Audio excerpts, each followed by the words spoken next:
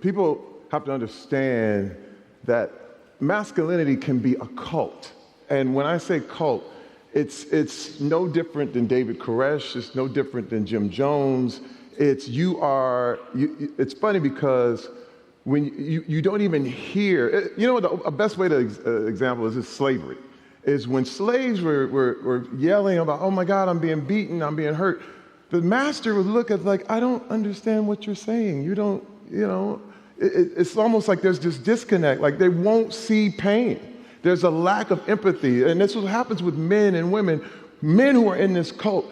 You can say as a woman, they talk, but a guy is not looking at you as even all the way human. And this is what you have to understand. There's a humanity issue here. You're like, why don't you hear me? Why don't you see my feelings? And they're like, but you're not all the way human. You're here for me. You're here for my deal. And it's real. I got a perfect example. Now, first of all, I have to tell you, I am guilty.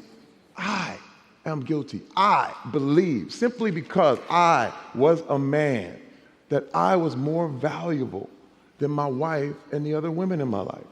This is something that, men have been sold a bill of goods for a long, long time. Let me tell you, when I was in football, I remember one thing the guys would do is go to the strip club. And the guys would go to the strip club, and you sit there, and here's the woman, and the whole thing. And once she starts talking about she has kids, or if she starts talking about anything in her life, it's like, stop.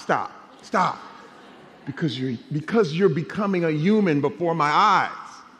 I don't want you to be a human. I want you to be an object. I want you to be something pretty to look at, but as you talk, you're making things too real for me.